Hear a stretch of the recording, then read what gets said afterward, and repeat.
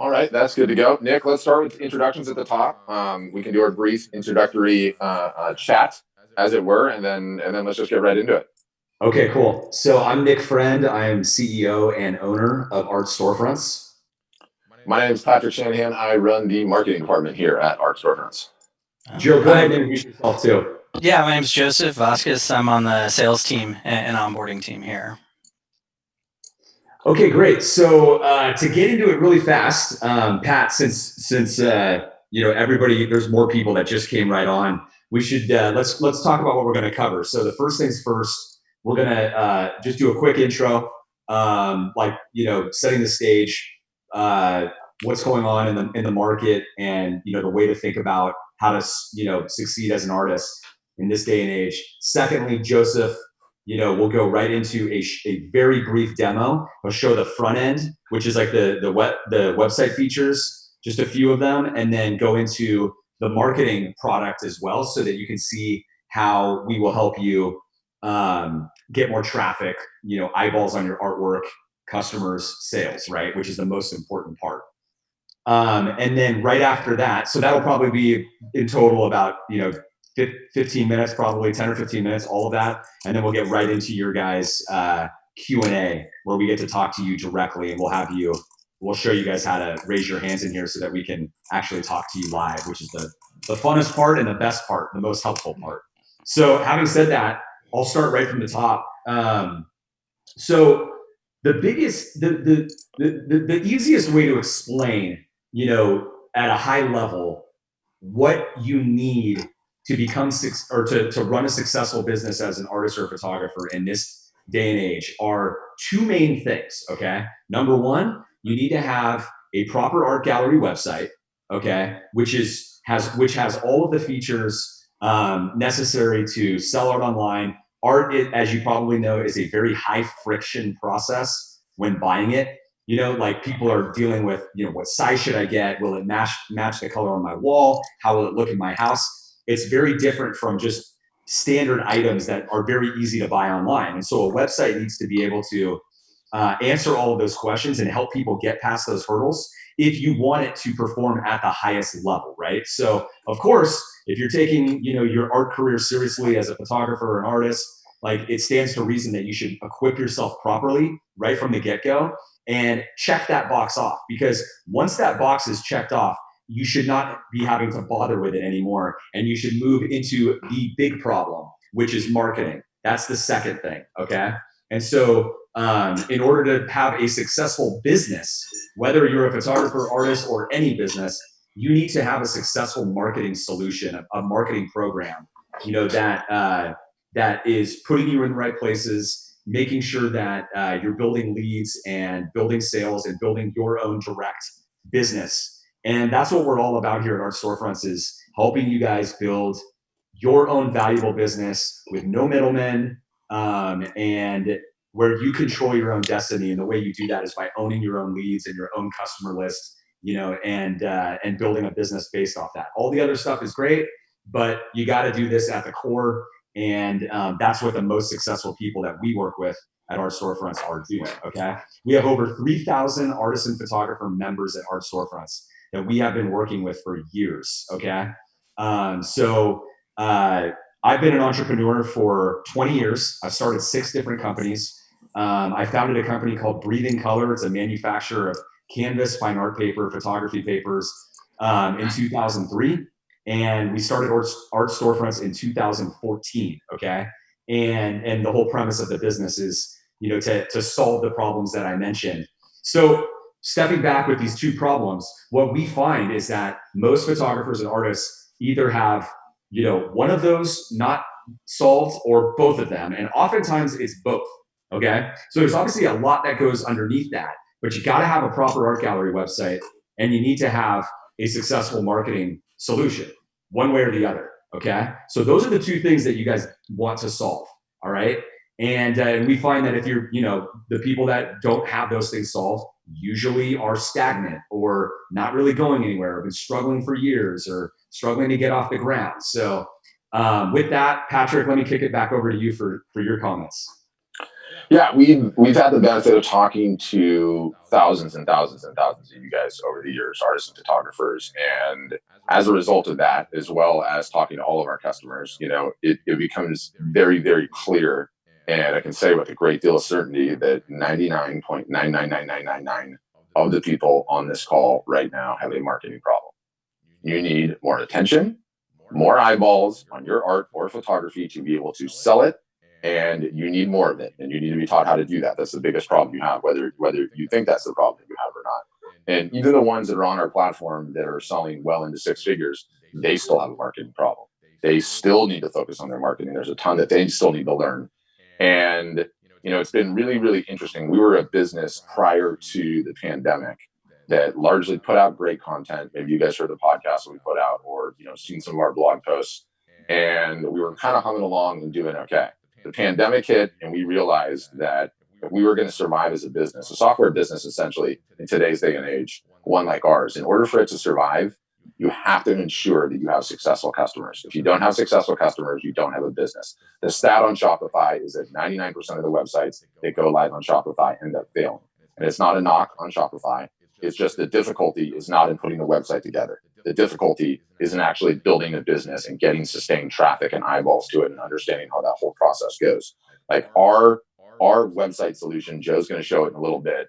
It's like we want to spend 5 to 10 minutes showing it, like if that, because the analogy I always use is like, do we believe it's the Ferrari of websites? Yes, we do. A Ferrari that sits in your driveway with absolutely no gas in the tank goes nowhere.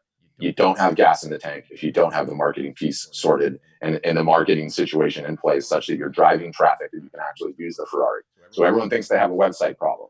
Why people are constantly launching this new website or moving to this new platform, or moving to the other platform, trying Etsy or trying Fine Art America, and constantly hopping around. They've never solved the marketing problem. But what's even more interesting is, yes, you need a website. Yes, you need to solve the marketing problem. But what we find with most artists and photographers that we talk to, that before we can even get to that, we have to bust the self-limiting beliefs that you have that are out there in the art and photography world, of all the reasons why you can't get launched, why you can't start a business, why art doesn't sell online, why art is a commodity, why there's some sort of dream of passive income where you can just upload your creations to a website, go back into your studio or outside and photograph. You don't have to do anything else. You're going to have a successful business. That's all a myth. It doesn't exist. So we really want to get into those questions and bust those questions up. So I'll say before we turn it over to Joseph is the final, there's a chat window at the bottom. At the bottom of the window, there's a way that you can raise your hand. We definitely want you guys to raise your hand, and then we kind of just take them in order. The questions from top to bottom, but you'll hear us mention that pretty much throughout the thing. So at that point, Joseph, I think over to you. Let me say one last thing too. I'd like you guys to start raising your hands as soon as you can, because that'll start the line if you want to ask us a question. And since we've only started doing these Zoom calls with non-members, like what has it been, Pat? 2 or 3 weeks now? Yeah, maybe 3 weeks, something like that. Yeah, and what from everything that Patrick just mentioned and what I've learned, I just want to encourage all of you that are on here right now, like, please talk to us. Like, don't be afraid. And because there's a lot of people who come on these and they haven't asked a question yet. And if there's one thing that I know, especially with my experience, as an entrepreneur, is that you've always got a hurdle, you've always got a roadblock. There's something there that you're wrestling with, and we can really help you. That's what we are here for. Like, at the end of the day, we can really help you. And so don't be bashful to raise your hand and ask your question, because it may change your life. I mean, there's been people over the last 3 weeks where we get off the call and I say to Pat, I say, that gal has been wrestling with that for 10 years, 10 years as an artist, doing shows and but her mindset, her mentality of the way that she thought about the market and her business was totally wrong. And we fixed it in one call. And I know that the rest of her, career is going to be opened up. It's like you just completely broke the dam, and she can now go and execute the right way and see things clearly. And that's just an amazing moment. So that's where it goes. So I really want to encourage you guys to get your question out there, and don't be scared. We're happy to talk to you guys. It's all good. So with that, Joseph, the floor is yours. Awesome. Well, yeah, let me share my screen with everybody here. and kind of just show you what we've put together here to help you guys reduce all the friction that Pat and Nick mentioned. So, again, this is your store, right? We have over 3,000 clients with their own personal websites. So we're not going to be, you're not lost in a marketplace, right? This is, you can put your domain name. They're all clean, gallery, minimalistic, template based, bio, blog, all those kind of things you can do. But really, it's the buying experience, and I want to hop into that here.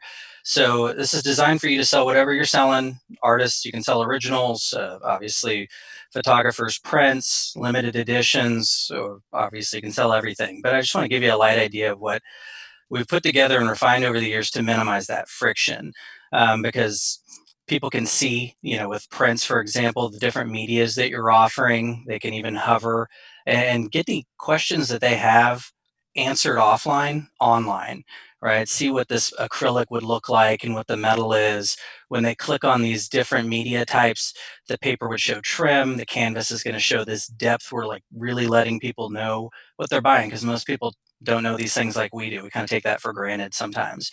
And then sizes, good to offer a variety of sizes. You control these. You can delete any sizes you don't want to offer. And then frames as well.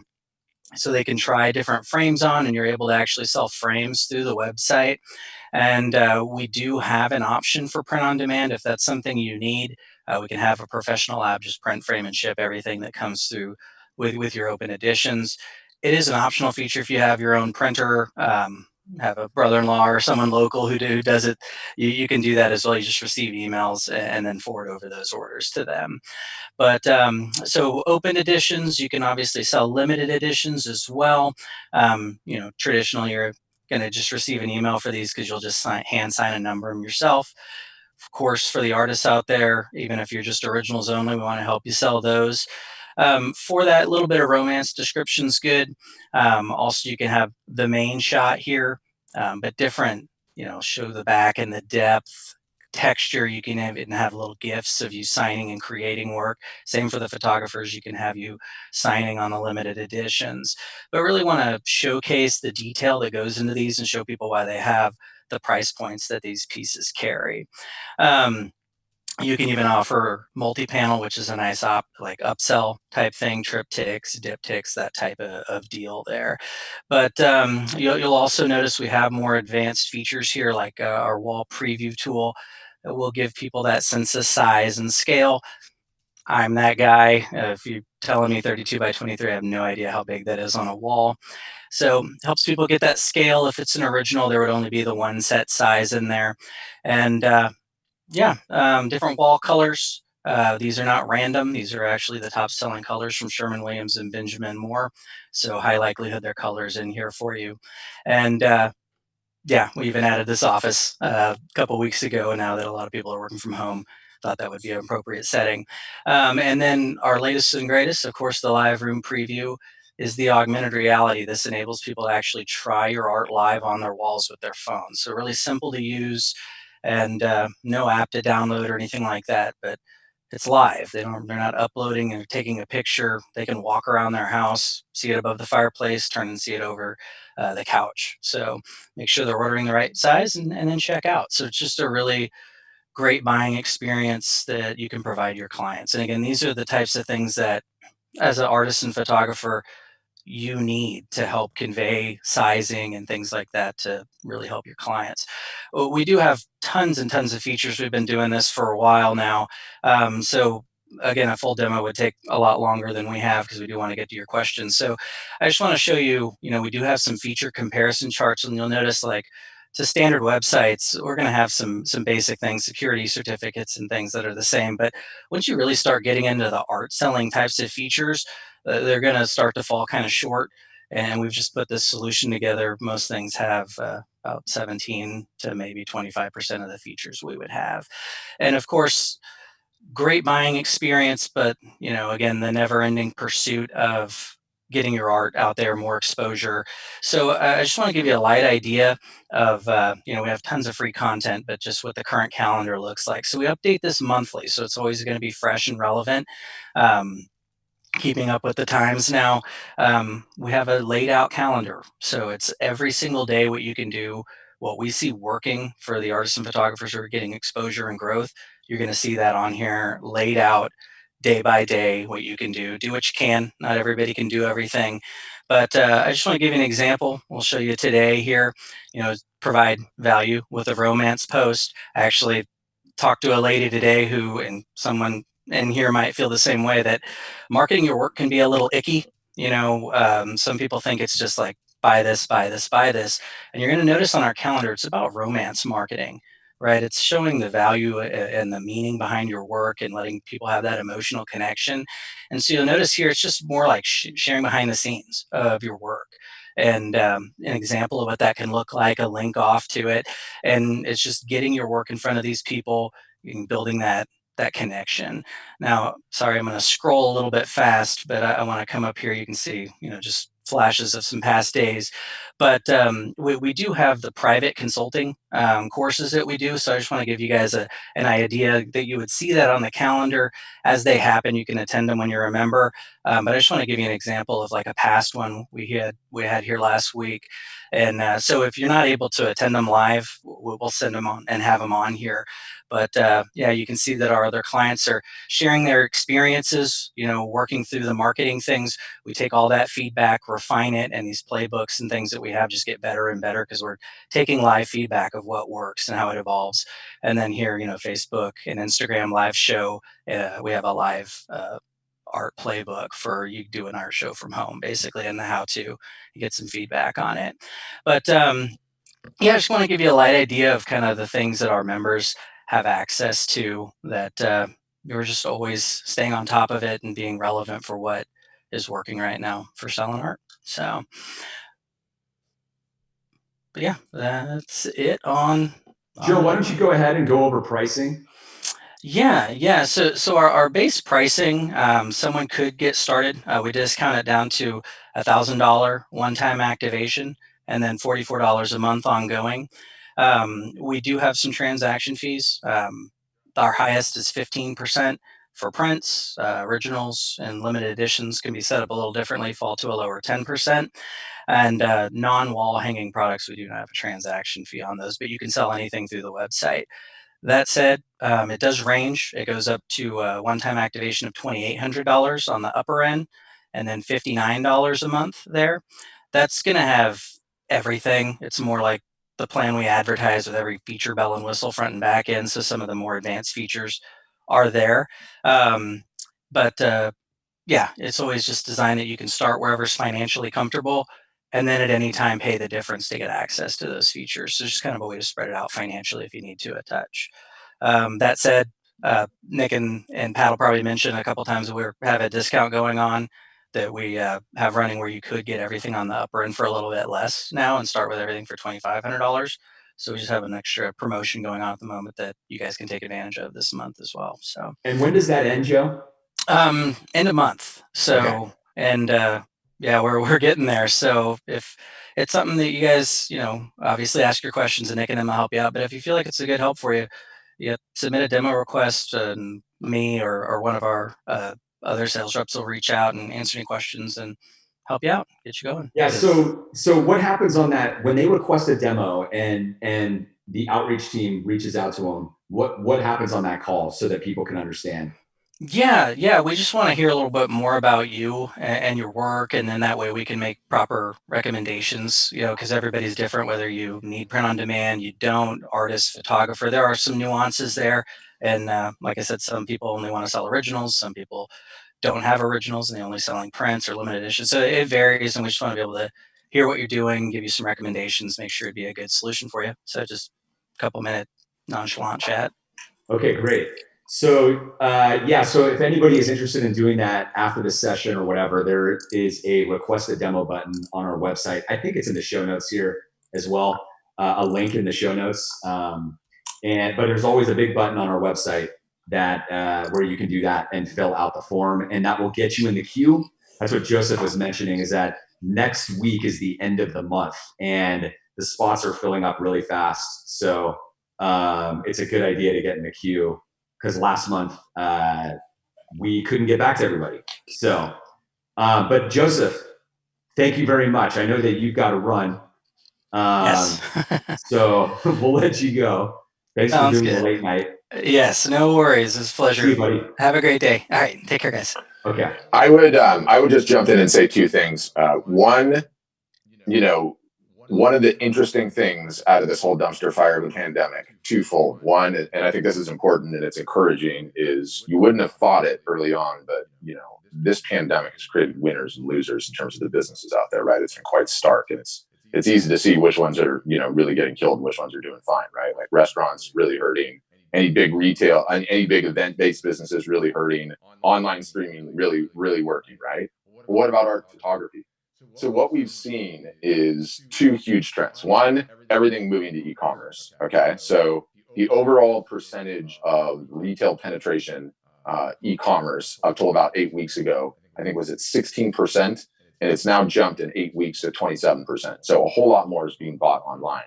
And what's been great in this thing is that everybody, as a result of not being able to go anywhere, has been spending a whole lot of time at home. So we're seeing art and photography sales online explode. We're seeing them at like Black Friday levels of volume. And Every it's not week. just us. Yeah, it's not just us saying the data either. It's like everything in home decor is essentially like exploded. If you go into Google Trends right now and you type in buy art online, Google Trends hot tracks like the overall search engine volume. You can see that it's like the highest level it's been in however long the thing has been tracking, like a year if you go back Let's 2 years. show it. You wanted to Yeah. show it? Yeah, you can show it. So there's the big picture is like it's really been a good time for art and photography selling online. That sounds crazy to say, but it's truly the case. And so I just like making that point because I think it's encouraging. There's a great deal of optimism in it, and I think it like underscores the opportunity that exists right now. That's number one. Number two, I would say, as he's pulling it up and he'll show it. So buy art online, interest over time, and this is Google, the United States, the past 12 months, and you can see where it was, and then look what happened the minute we all started sheltering in place, right? Right. So the Like, biggest art selling time of the year is the fourth quarter of the year, mhm. November, December, Yeah. October, November, December, right? So look at the difference. Look at where that was in no pandemic. Anybody in their right mind would think that if I asked you, hey, wouldn't there be more demand for art like back then, like at that time? Anybody would be saying yes. But look at this. The searches for buy art online have like they peaked right here, April 5th through 11th, but they're still basically just oscillating at these at double, or what is that, double, 2.5 times the normal level. Yeah, and that's from Google. The data is all over the place. So I would say that number one. The second thing I would say is the minute the pandemic happened, like just as a result of being the business that we are, we pivoted immediately to going all in on our video sessions. And so we've been running these video sessions twice a week. And the interesting thing is that we had, before this pandemic, we had phenomenal education. We had some of the best art marketing education that existed out there on the internet, full stop. And it's not enough. It's not enough. If you look at the stats for online classes and online learning, it doesn't matter if it's Kajabi or Coursera or Masterclass, or Udemy, any of them. Everybody buys these classes and no one ever finishes them. Like the stats are pathetic. It's like 12% or 20% that buy a class that actually go through the whole thing. Why? Because without any support, without any coaching, without any interaction, it's really hard to finish any of that stuff. So the pandemic hit. We got into this situation where twice a week, Nick and I would host a 2 to 3 hour Zoom session just like this with all of our customers. And whether we're teaching a particular technique, email marketing, Facebook ads, how to run a sale, how to discount, how to set up your website, the latest and greatest marketing technique. And we put like 100 to 150 to 200 people in a room, in a Zoom room, just like this, very similar to what we have here. We teach the thing. Our customers come in, they talk about it, and we fix their problems, do it in a group setting, get unstuck. Just as many people listen passively, and just learn from other artists and photographers' struggles, which is amazing. So that was at the start of the pandemic, and it's completely changed, forever changed our business. Now you fast forward to where we are now.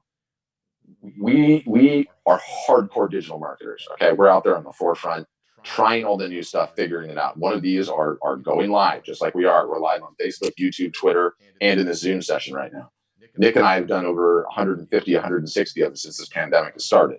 So we realize and firmly believe that live video and video sessions is going to be a huge future of selling art and photography online. So fast forward to the pandemic, we learn everything there is about going online, how to do it with your phone, how to do it with your iPad, computer, using software, all the social networks at once. What's the tradecraft? What's the individual unique ways to do that? So that's what we used to do, right? And then we build the guides and teach our customers. Now we've got everybody in a Zoom session, teaching them, actually having them do it live, showing them on the phone in real person. And now we've morphed into the zone where, like, the most ambitious customers, the ones that are really on top of their marketing, will go out and they will execute on this technique, going live on Facebook, on Instagram, having a live show, showing your process, bringing on another artist, all of these various different things. And some of them are having great success with it. And so now we have the situation where they're coming back a week later and they're teaching the group and they're saying, here's how I did it. And here was what my art show looked like. And I sold 6 pieces this way. And I did this discount and got 2 commissions. And so what we've created is this like crazy flywheel situation where we learn the best stuff. We execute on it. We teach it. Our customers go out and do it. They come back to the group and it's just this rising tide that's lifting all boats. So it's become our secret sauce. And it's like the one, I don't want to call it windfall, but like huge blessing that's happened to us as a business out of this whole pandemic. It's like before you got some great digital education online and you got a wonderful website and you got great support. But this piece was missing. And so we've essentially been able to double the value that we offer as a business for no extra cost to all of our customers in a period of like 8 weeks. I think we've had like 22 or 24 sessions. So it's really been amazing. So I say all that to say, I love it. I love talking about it. But we find that even that's not enough because everyone, and it's going to be a tremendous amount of you on the call, and you'll see this theme emerge as we go through the questions. Everyone has these self-limiting beliefs or these myths that they believe in, that they've been told, that are preventing them from taking the next step in their art careers. And it's like, oh, I just need to find a list of high net worth individuals. If I just find that, it'll be fine. Or I just need to go to another website. Or if I just know what prices are selling, that will fix my work. And the reality is, there is absolutely no secret sauce. There's no secret sauce. Let's just rattle through them. Let's just rattle through more of them, right? That we hear. Yeah. Oh, yeah. My audience is unique. Oh, I only sell, originals at high value, right? So, yeah. I don't sell cheap stuff, right? Or my audience is totally unique. I need high net worth individuals, and it doesn't look like anybody else is going after that, right? If I just photograph all my pieces and get all my pieces photographed, then I'll be ready to go online. Or, there's just all of this crap, right? Like also being sold this lie that like there's passive income as a possibility, right? Like if you just pay your neighbor's cousin the $2,000 he's been asking for SEO, fish are going to jump in your boat. You're magically going to be selling a ton of art. You're just going to be painting or creating all day, and the sales are just going to come running in. You're going to go out, you're going to come back, and your email inbox is full. Another order, another order, another order. And it just doesn't work that way. It doesn't work that way. There is no secret sauce. It is spending your marketing time on the highest ROI activities possible and then doing so consistently. And it's a pressure over time game. And guess what? It's a lonely game. 99% of the artists and photographers out there, you don't have staff, right? You don't have 6 employees. You don't have a back office. You don't have someone else that's helping you with your marketing. You're largely on your own doing what you're doing in isolation. And that's hard and that's lonely. And you need support. You need support. You need the community. You need a kick in the proverbial backside when you're dragging. You need to feel the wins that other people are getting and get motivated, get inspired to learn new things. So that is where we're at with the whole thing. I can't wait to get into some of the situations where you think you're at, where you're stuck, which I imagine you're probably not stuck. And we'd love to get into it. So I'm going to put in the chat again how you can raise your hand. If you look in the participants window, Sandy's got her hand up, so we'll deal with her question first. Don't feel like you need to be on video. If you don't want to be on video, we'd love to have you on video. But if you're like, I hate video, and you just want to do audio, that's totally cool too. I hate video too. But we'd love to answer your questions, hear about what you're struggling with. What wall have you hit in your business? What's preventing you from taking the next step? What it is that you think you're holding back. Because let me tell you, there's nothing new under the sun. We hear all of this and have been hearing all of this for weeks and weeks and weeks. So that's what I would say. Nick, over to you, and then we can get into the questions. Let's get into the questions. Okay. Well done, sir. Yeah, thank you. Okay, Sandy, we're going for you first. Sandy, you're up. Go ahead. You hear me? Yeah, yes. Gotcha. Hey, Hi, Sandy. Hi. Okay, I had a few questions. So as far as a marketing budget, I have no idea how much, even what you're recommending. I imagine it's going to be social media. I don't know if, are you recommending other things besides social media, or is it primarily that? And Are you how- asking in terms of like how much, like if you were to join Art Storefronts, how much extra money would you need? Yes. For none. Unless at It's some point you marketing. might want to buy some Facebook ads. Like we will, Yeah. like we're very, very cautious about that and slow on that. There's a whole bunch of strategies that we have that are free, that don't cost you anything but your time, and actually like buying a print here and there, doing like a giveaway or something like that. But that's it. We want you to do all of that first, and then once you start getting some traction and the ball is rolling, you know, you might want to pour some gasoline on that with some ads in a very, very specific way though, right? So so the answer is like almost nothing, very little. So as far as like, you know, targeting who you know, your Facebook or whatever, you're just kind of going off of who the people that you already have that have bought from you, or how, you know, getting new. Well, I love this one. I love this one. It's not about any one thing. It's not about any one thing. I constantly, I'm known around here as the analogy guy because I love analogies. They break things down. Everyone thinks it's a fishing expedition, right? Like selling art online is a fishing expedition, and everyone thinks if I just know what that one thing is, that one targeting, that one Facebook ad strategy, that one giveaway strategy, I've got it. I'm going to win. So you know what it is now, Sandy. I taught you. You're in your boat and you hired a captain. Okay. And we're going to go out fishing. And I'm in my boat and I've hired a captain too. And we steam out to the fishing grounds. And when we get out there, you put your one line in the water, your one technique, and you're going fishing. The problem is the ocean is a great big place. There's a lot of empty space and the fish aren't always going to be where you are. Me, on the other hand, I don't just have one fishing line. I have a fishing line. I have harpoons. I have nets. I have lobster pots. I have guys willing to go swimming in the water. I have nets I throw in the air, kites, different kinds of baits, shark hooks. And that's what it is. It's not one thing. It is having a comprehensive marketing strategy, having all of the pieces working together, and then going at it. It has never been one thing. It will never be one thing. It is having all of it. It's having an email list. It's having the website. It's doing sales. It's marketing on a regular basis. Yes, Facebook ads play a role. Yes, there's live. Yes, there's art shows. But it's that boat analogy. If you try to steam out thinking you're going to be successful and catch a ton of fish, do a ton of business with one line in the water, you're destined to fail. The odds are very, very low. So when you have all of the pieces in place, all of it, then that's when you can start doing some damage. And even then, once you get there, it's about doing all of those things consistently over time. That's how it works. I totally understand that it takes a lot of different avenues.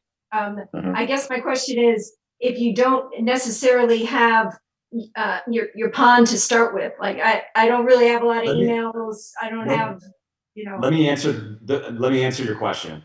So we're going to help you fish in all sorts of new ponds. We have techniques that are part of our number one marketing tactic right now that we've been pushing everybody, all the Art Storefronts members, to do for the last 2 months is exactly about getting out there into other ponds, so to speak, to continue with the fishing analogy, to expose you and your art to brand new people that are not following you on Facebook right now or Instagram or on your email list, right? So like, you'll hear me talk about this a lot, but in order to really grow your business, you have to dramatically increase the amount of leads that you acquire. And like the easiest way to think about a lead is an email address. It's not a follower. A follower is not a lead, right? An email address on your list is a lead, okay? So I want you to go acquire as many leads as you can every single month, because we know, and we have the tactics to show you how to do that, okay?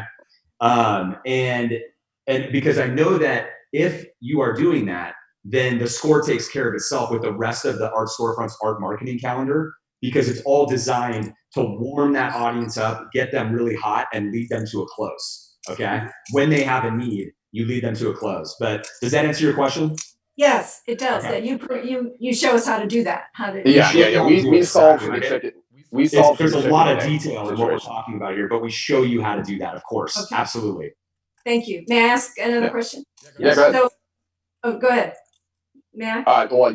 We solve for the chicken and the egg problem, right? Like, how do I get? I need a big email list to get sales. Well, how do I get an email list? Yes, and, we solved that question. So, my other question was, I totally understand that I'm actually in school. I'm doing a project, and I'm a full-time student, so I'm not ready to start this yet. But in a couple of months, I'm like so on there. I'm so there. I already told Reed. But just for information, average sales. I know you can't. I know we're all so different, but is there like an average totally median 6 month, 9 month, 12 month? There isn't, or is there some kind of figure for average sales for a photographer? It's the crystal ball question, right? Yeah, I know. Yeah, it's impossible for us to give. I understand what you're trying to get out of it, but we can't give you like there's no accurate answer to that question, because when you have individual businesses, like we got some photographers that only sell limited editions that are like $3,000 or higher, right? So what is his average, right? And then you have photographers that like only do decorative work and sell like, maybe their average is $200 a print, and everybody is running their own business. So I don't know how much time you're going to put into it, or everybody's time, and like their acumen. So you're getting equipped with everything you need to have the wind at your back, right? Proper art gallery website, check.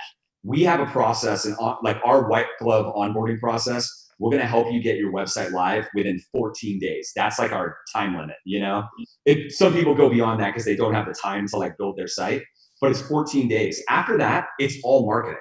Like the rest of that's it. Most people spend so much time tinkering on their website before they come to Art Storefronts. They don't realize it has nothing to do with their success, right? Your next 5 or 10 years, 20 years is going to be all about marketing, right? So if you see what's going on here with our entire art marketing calendar, workshops, direct consulting with Patrick and myself and our marketing team, right?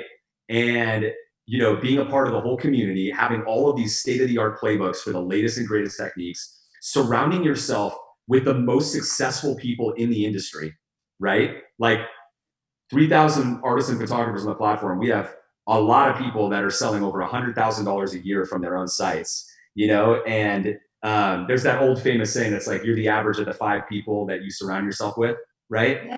And so, you're putting yourself in a very talented, educated, I call it like an elite group of artists and photographers who are taking themselves and their business seriously, right? So when you look at all of that, it's like you're buying like all of the ingredients and you're positioning yourself to succeed as good as you possibly can. You will have the wind at your back, and if you can't make it work with that, you can't make it work. I'm sorry. So that's the better way to look at it, because every business is an individual business, right? It's like, if everybody got equipped with, let's say we were just in the physical world and everybody got equipped with the best art gallery possible. They put their own art in it, but they had all the tools, all the software to succeed. They had a marketing consultant, and you took 100 of them. You'd have Elon Musk, who might make $1 billion company out of it. And then you'd have a bum who might get 0 sales. You don't know, but because you have to make 100% of the decisions, we're just guiding you on everything. Mm-hmm. Does that make sense? It does. Thank you. So it's like disingenuous for us to come up with a number where it's like, I mean, do you know what I mean? Because you're dividing a bunch of people that are doing completely different things. Some of them have never sold their art before, and they want to join. They're like, hey, my whole family, everybody's been trying to buy art for me for a long time. I've never actually sold it, but I'm going for it. It's like, okay, like we're going to help you. But if you haven't sold your art yet, like, you may not sell it, right? Like you haven't validated that your art can sell. So we usually tell people like, maybe do that first and then come on board, because you're getting everything you need once you're at that point. It's a very small point, right? Like you don't need to do much to validate whether you're going to do it. It's like if you sell a couple of pieces to a couple of strangers, then you're kind of at the point where you're like, I think I'm going to take this seriously. At that point, you're ready to go with us. Mm-hmm. Thank you. You're welcome. Sandy. Okay, Van, you're up next. Hello? Yeah. Can you hear me? How you doing, Van? Yeah, we got you. Good. How are you? Good. I have a couple questions. Mm-hmm. I've been following the podcast for some times, and cool. The enthusiasm and the energy in there is really kind of inspiring me. Really love it. And for me, right now, this is kind of, I like the idea about kind of reducing the friction So really, for me to kind of like sign up with, our storefront, it's really that very last friction that I kind of need you guys to kind of help me kind of like remove. So I don't do this as a full-time business. I have my day job, which is my career. This is most of like kind of art is kind of like the start with like self-satisfied, but also like kind of self-exploring experience for me. And I've been started selling some of my work through photos and do pre-making about like almost 10 years ago. I put it on Etsy, put it on other websites, and yes, now I have accumulated to a certain level, but uh, I do get excited about like trying to kind of like marketing directly through my website myself. The question is, I don't have a lot of time to do this, and I also don't intend to do like video marketing, that kind of stuff. So my question is Art Finance the right option for me? Well, I'll tell you this. I'll tell you a couple things. Number one, we had one of our top sellers. She's a painter on the platform, sells over $100,000 a year for many years now.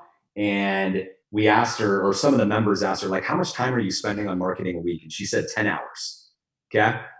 10 hours. That's not very much, but that's for somebody, she's full time too, right? She doesn't have a job or anything else, but that's all. She's a mom and she has a little baby, so she does have another job. But that's all it is. I'll also show you. Let me do a screen share really fast, because this will also show you. I think I can get it right here. So when you're in the Art Storefronts backend, you'll be able to hover over marketing resources, and I'm clicking on Art Marketing Calendar because this is kind of the place that you're going to go. It's going to ask me to log in because it's a private resource.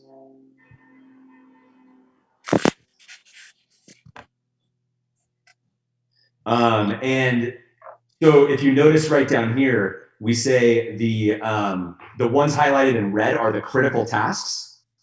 Yep. So what we've done that specifically because we have a lot of people who join our storefronts that are part-timers, right? They either have a job or they're a stay-at-home mom and dad. They're only looking to earn some extra income, like maybe $10,000 a year is like great for them. And they have limited time. And so we did this specifically so that you could focus on the tasks that are the highest value that we call like they're critical, right? If it's all you can do, then you just do those. But if you want to do more and you want to earn more income, you should do more, and you can expand out as you see fit. So the Art Marketing Calendar is ready for this scenario. When it comes to the video and all of that, I mean, it's your call, Van. Like you'll see when you become a member. Like, I will tell you this right now: 100% of everybody, and this includes Patrick and I, do not want to be on video and did not want to be on video. Still don't. Trepidation about video. 100% of us. And we just had this member workshop on what was it? It was on Thursday, right? Where like as Pat was mentioning, we have this whole playbook for going live, right? And like running an art show, or there's various ways that you can do it. And the playbook is getting like built out like amazingly. So the people that were following it, we had 5 different members on, and they all did different things. Okay. So we had them on a Zoom call like this. So there was the group discussion. So they could talk about all the successes that they were having because they're making sales on them. They're literally making sales, like sometimes multiple sales on these sessions. Okay. And I mean, we're talking right now during this pandemic, like last week, this weekend, so the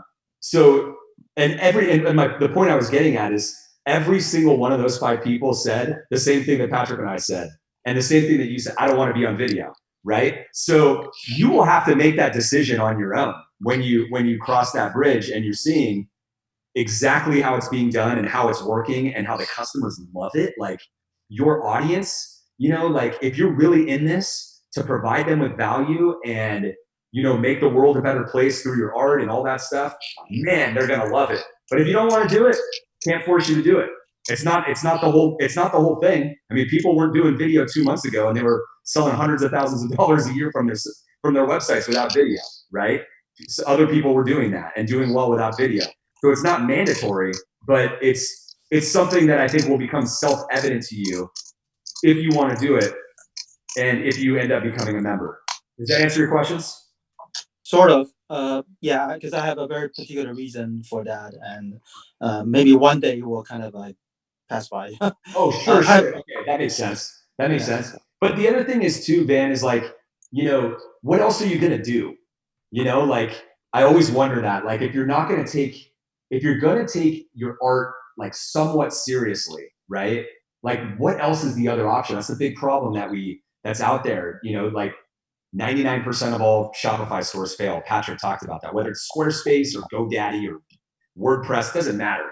The problem is the marketing side of things. And so if you want to just throw up a website and just, kind of do all of that, it's kind of, doesn't really work. It's kind of, I wouldn't expect much from it, but if you're willing to put in a little bit of work and you want to make it happen and you'd like to, like you're looking at like 2 years or 3 years from now and you'd like to have some income coming in from it, then that's a reason to join us. Otherwise, maybe not. I see. Two sort of more technical side of the questions. Yes. I do kind of sell in multiple venues. I sell work in Art Finder. I license my photos and Minted. Is at a certain point you feel that it's better to kind of keep one website as a venue, or you kind of still kind of using that as a promoting tool to leave your work in other channels? Yes. So your own website, you want to view that as like you just opened your own art gallery, this amazing art gallery, Van's Art Gallery, right? It just happens to be online, right? But that is the hub of your business. That's the hub. And so any other channels that you can get going, right? Like those are just spokes in your marketing wheel, right? So as long as those are earning income for you and they're worth the time, then they're worth doing. If they're not, then they're not. But building your hub of your business is what gives you control and freedom at the end of the day, because you control your own distribution channel. You're not subject to an algorithm change, or maybe one of those companies wants to drop you when they license you and that income stream just dies, right? The way to build any long-term business, not just in this industry, in any industry, is to own your own customer list and to build on that and sell direct, and that's the future. So that's what I'm really big on, and we're really big on over here, because it's the biggest problem. Most artists and photographers have never done that. They're collecting a 1099 check, and then they wonder why they're a starting artist in 20 years, right? They don't own a customer list. Some people have sold so much art through galleries or through publishers, through licensing and things like that. And then all of a sudden the rug gets pulled out right from underneath them. It's happened during this pandemic. Yeah, that's the biggest part. Like this is where every artist is right now, right? Like the larger answer is, Van, is you can't have all your eggs in one basket. Okay? Well, third-party distribution is extremely risky, period. In any business, ask any entrepreneur. You do not want to have your eggs in third-party distribution where you have no control. It is extremely high risk. And so the least risky thing is to build your own side and treat those other ones like gravy. Last question. This is exactly where everyone got stuck, right? Like everyone had these offline sources of revenue that was doing well, whether it was doing the gallery shows, or whether it was doing art fairs, or whether it was like a local store, whatever it was, and then all of a sudden that all got turned off, right?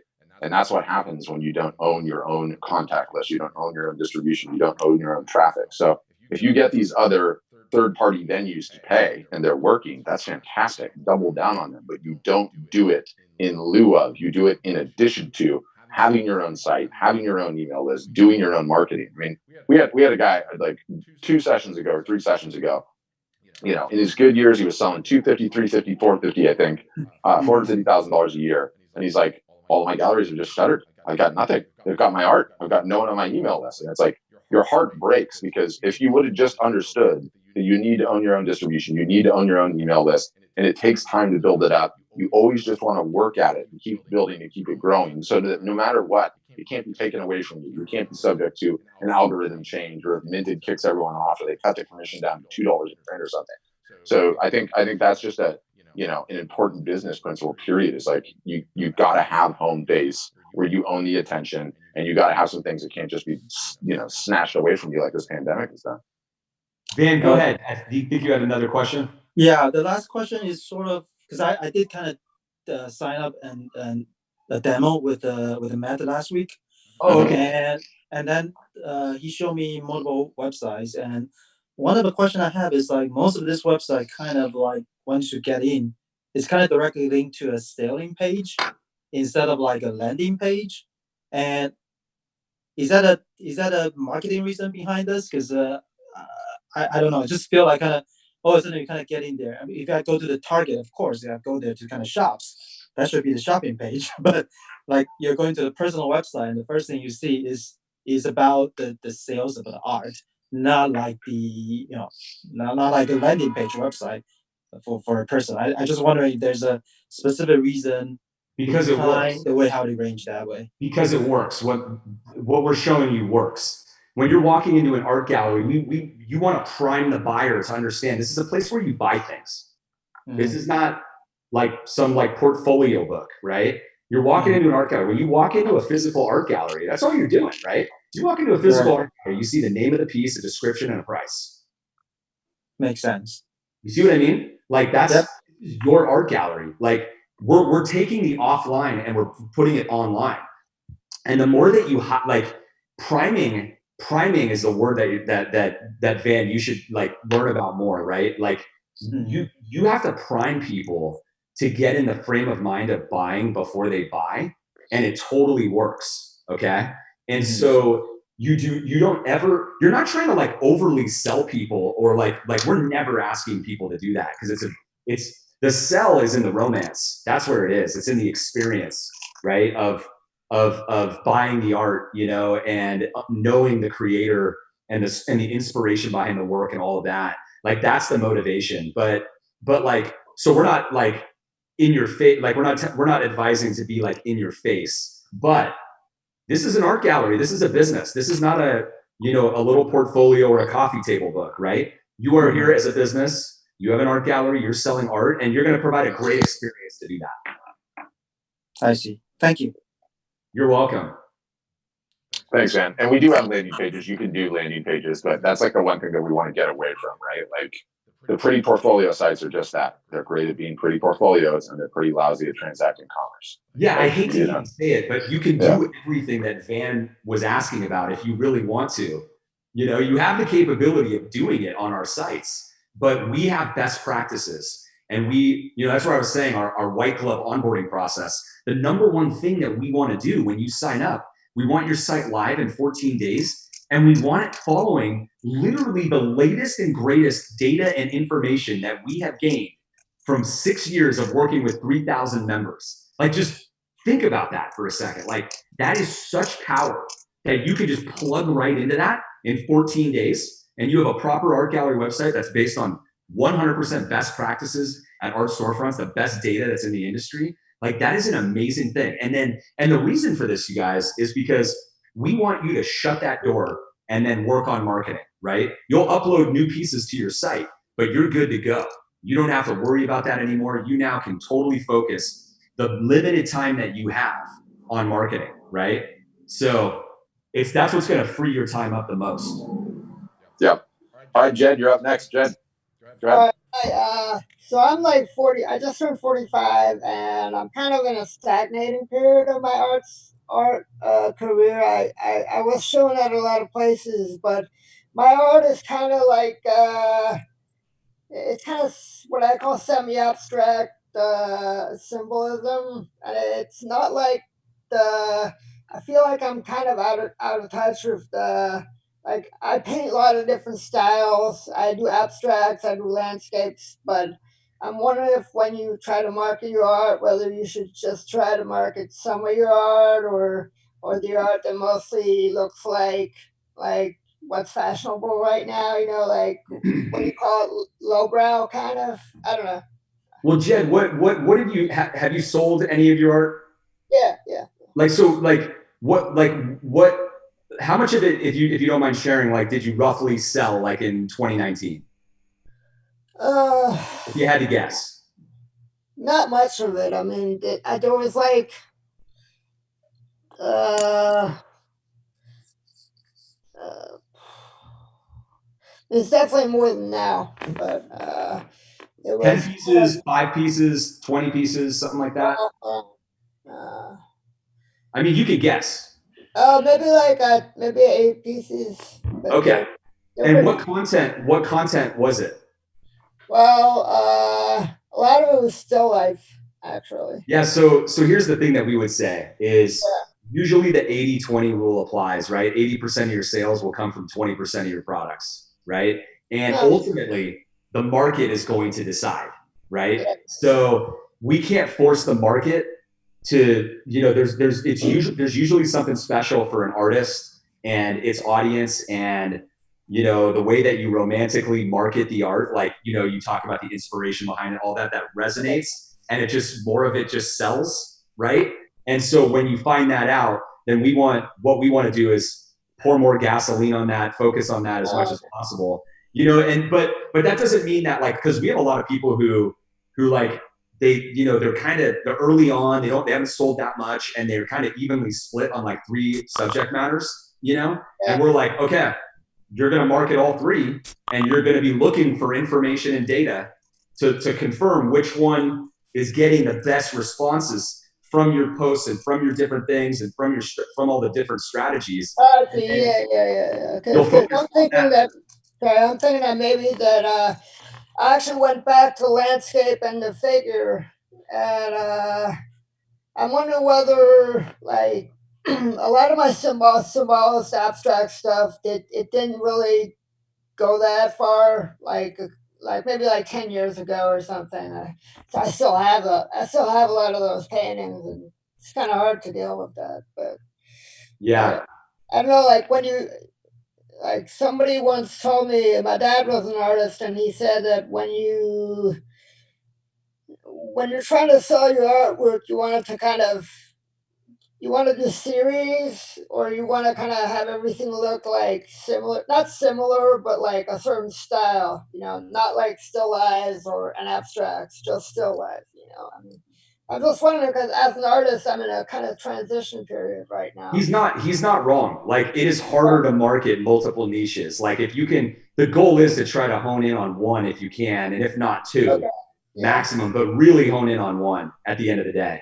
And you want the market to tell you what that is, preferably. We have some people, Jed, that are like, they really want one niche because it like to work, because it's the one that like really personal to them, but it's the other one that happens to be selling like crazy, and they're doing everything they can to like, make it be the other one. But it's like, the advice that we give is, the market is what the market is, and if you want to sell more, then it's extremely important to listen to the market. Because I think I actually used to sell more art than now right now, but maybe it's because I'm not doing videos, or it's kind of like. Well, it's all about marketing, right? I mean, the fact is that if you've made sales, Jed, in the past, and you've legitimately sold quite a bit of your work, which it sounds like you had. I mean, you said 8 pieces last year to perfect strangers, right? Like, it wasn't like your mom or your dad who bought them from you. No, it wasn't like my mom, but some of them were people like my family knew, or yeah, that's fine though. That's fine. I mean, it wasn't like a courtesy buy, right? It was like they really wanted it. Yeah. So if you've done that, like, you validated it. I mean, and you're going to be an artist, like, you want to do it.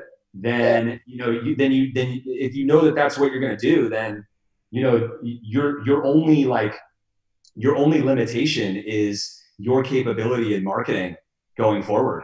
Do you know what I mean? I have a WordPress website, but I feel like it doesn't.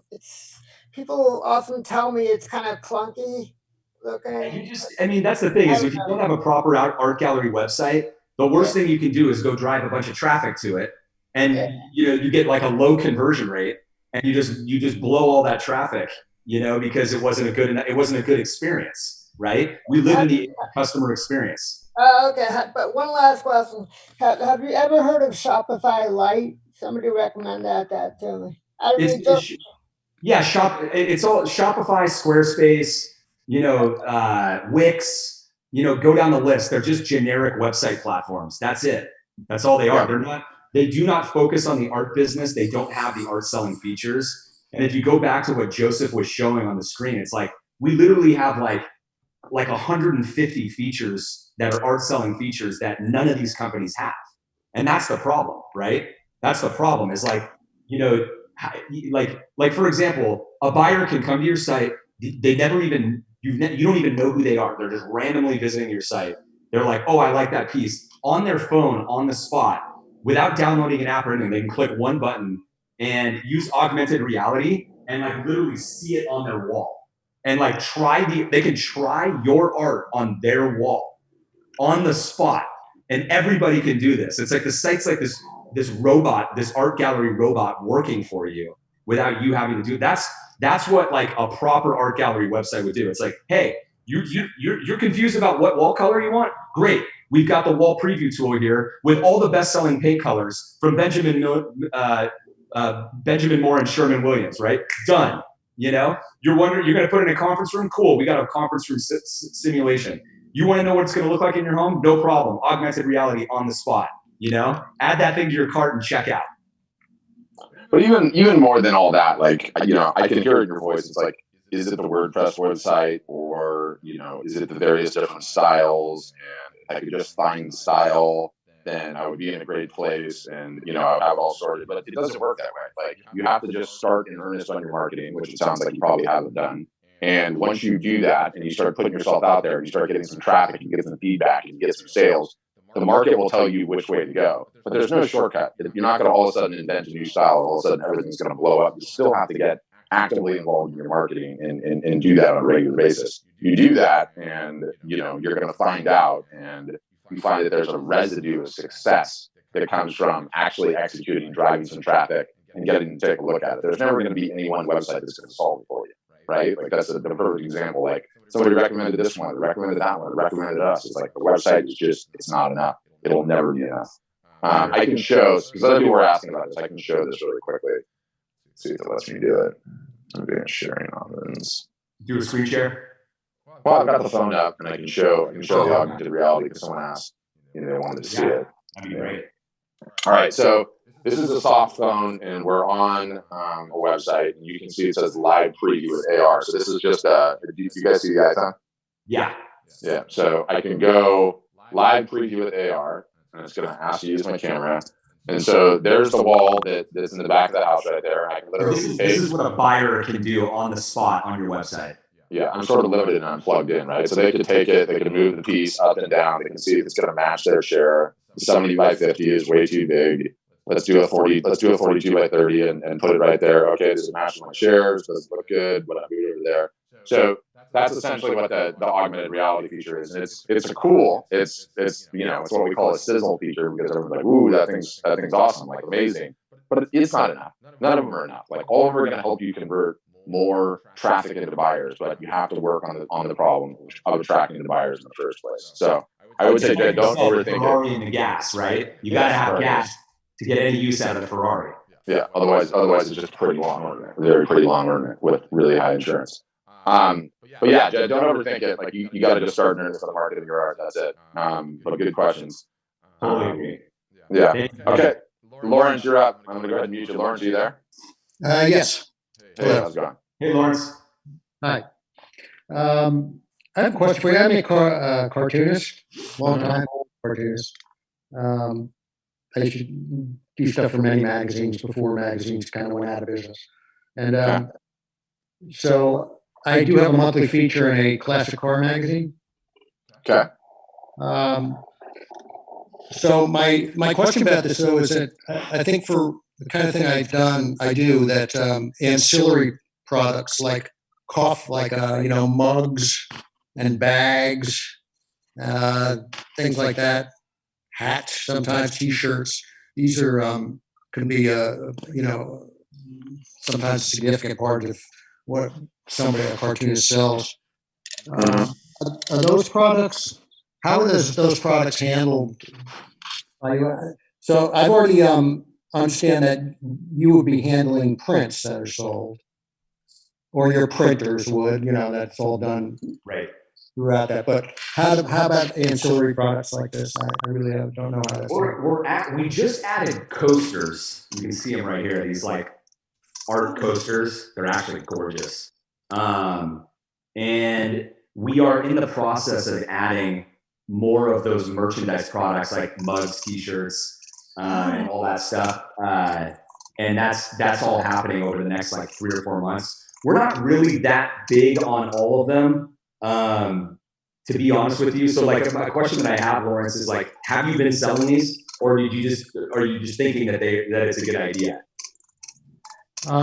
I haven't put much effort into selling them, but when I've, the only way I've done it in the past is, let's say I get 20 mugs manufactured by Vistaprint, and then, I put them on my Facebook page, and they do sell and so on. I'm basing it Most more of the on. complaints from our members who've tried that and who do the mug or have done the mug thing is like, it's so little money that when you actually add your time in, like, there's almost no money to be made, right? So is it even worth it to try to sell somebody a mug or to try to get them on a different item, Well, in other words, it's just an option you put up on the page, and there is a market for that kind of thing. I was a New Yorker cartoonist, and this is something that they sell through New Yorker often. I love the New Yorker cartoons. Who's your contemporary? Peter Stevedore? What's his last name? Starts with an S. A contemporary, just a cartoonist. He's also a cartoonist. He's done a couple of New Yorker covers. Anyway, it's neither here nor there. The bigger picture, though, whether you're selling the merch, the tchotchkes type of stuff, or you're selling prints, you still have a marketing problem, right? You still drive a ton of attention to it. And if you want to sell those things, totally a possibility, whether we fulfill or whether others do. But you got to sell a lot of them. You got to sell a lot of them to make like a good clip of money. And so it's more of a margin product than I think. The biggest going to be your biggest earner, right? So it's good to have, but at the same time, you still need a ton of eyeballs, a ton of traffic. Got to get there in the marketing side of it. And it's better. Okay, I've got a following. Okay, I'm posting regularly. Okay, I'm having sales in prints. And then, you bought a print? I'll throw in a mug. And it's a way to increase AOV, average order value. Like the way to think about it is like you go to McDonald's, you get your burger, and they say, "Do you want fries with that?" Right? So that's a way of increasing your AOV. So that's a great way to think about the mugs. But it also comes back to the marketing. Lawrence, are you planning on selling prints of your work, or are you saying that it only really applies to merchandise? Oh no, I primarily I'd be doing prints. Okay. My understanding is that the sale goes. I have no role in producing the print. Correct. For you. So that's my question is.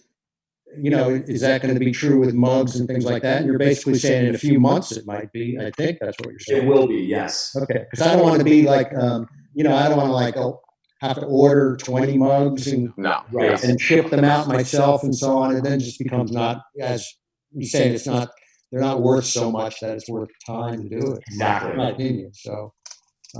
Yep. Good question. Okay, I still think probably whatever I sold, maybe 70-80% of it would be prints. But I think the other stuff's important, and I do see people like cartoons on those kind of items and so on sometimes. Yeah, you just have to sell a lot of them, to do it, and just be, it's. I've seen, having ran many businesses myself. There's a big lesson that I've learned, which is just because you can sell something, it doesn't mean you should.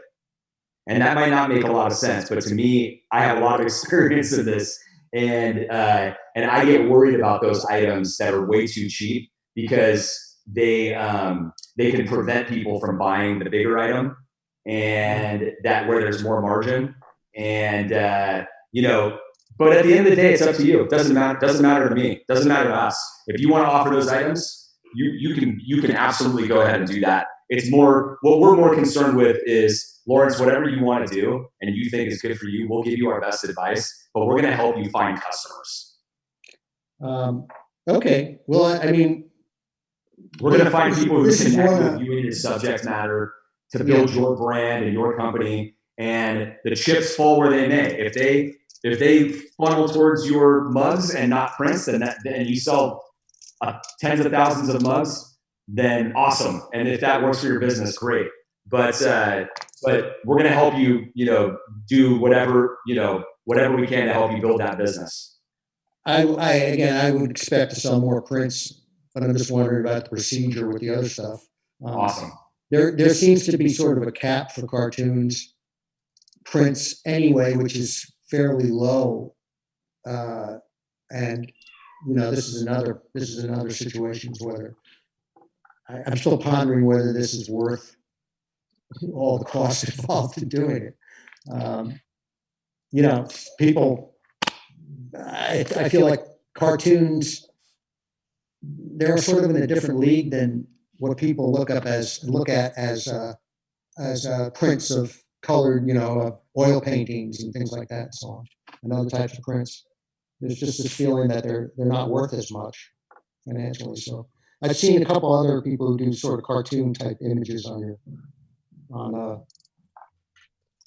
storefronts. There's one who does like all these little dog cartoons and so on. Yeah. Got a name.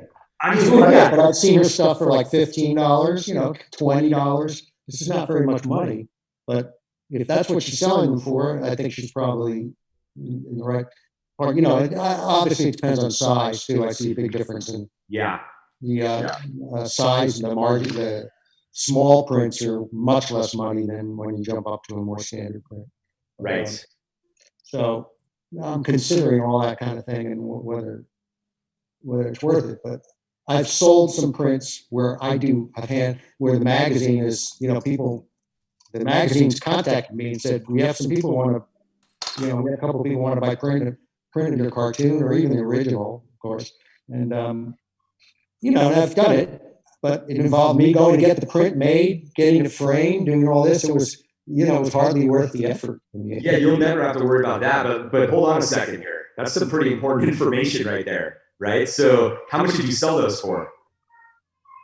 Those prints for about $150. Right, and somebody wanted the original as well? Yes, I sold the original a couple months ago too. How much did you sell the original for? $1,400.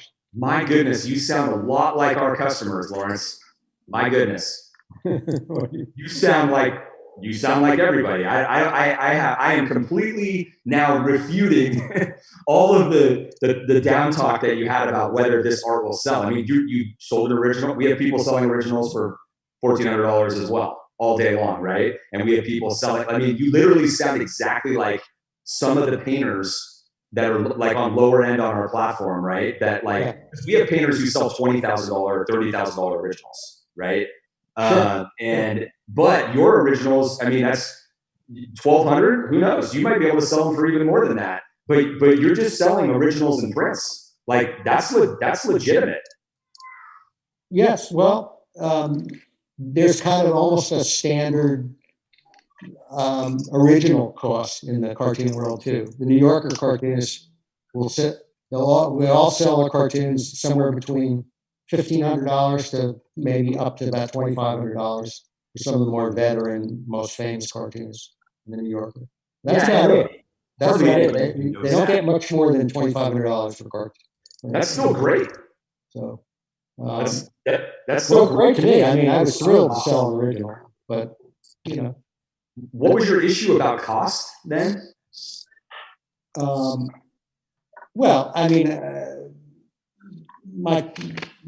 the issue is whether it's worth the overall cost.